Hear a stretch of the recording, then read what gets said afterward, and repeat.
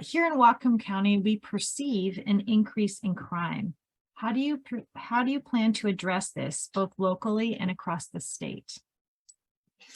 Yeah, so I've been working a lot on this as a kind of a pillar approach. So I think the police legislation that we passed in 2020 is a helpful example of government being responsive. But I also think that we passed some bills that we thought did one thing, but then the police chiefs and lawyers and others disagreed when it came time to implement the laws, and they told us we made mistakes. The fact is, laws have unintended consequences, and we went back and fixed them. I think going forward, what we need to do is we need to try and look at, well, what creates criminality? And one of the things that we see is in a criminal justice system, you need consequences that are swift, certain, and fair. One of the things that a criminologist said is if you're looking at a nationwide increase in crime, you have to have a nationwide explanation for why. And one of those nationwide explanations for why is the closure of the courts during COVID. We saw that in communities that had their courts closed for longer, they had a higher increase in crime than communities that had their courts closed for less time. And so I've been working on a proposal to try and get some more judges in Whatcom County. Right now, we have 4 Superior Court judges. That's the same amount of Skagit, despite the fact that we have twice as many people here in Whatcom County.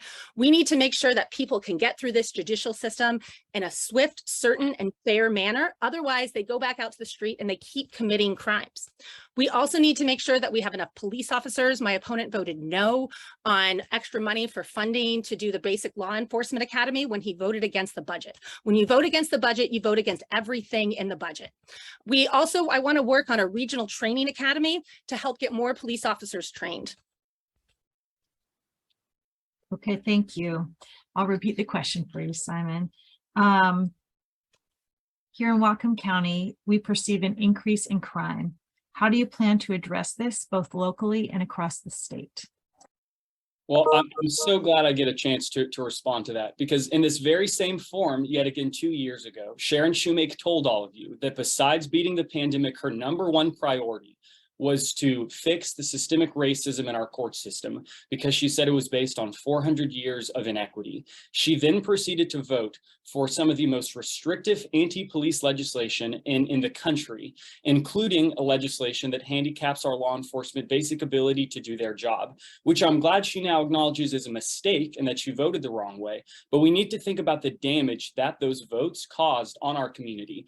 It's why if you go and call your local police chief, they will tell you that they had conversations with Representative Shewmake. They asked her not to support that legislation, but she didn't listen, and she did so and voted for those laws anyways. So we have to first acknowledge the facts when it comes to those issues. That's why I'm the only candidate in this race endorsed by law enforcement organizations. So if Sharon Shewmake's going to tell you that I haven't supported law enforcement because I voted against a $60 billion budget that didn't prioritize any tax relief, I would ask her why WACOPS has endorsed me, not her. Why the Washington Association of Police Chiefs and Sheriffs has endorsed me and not her.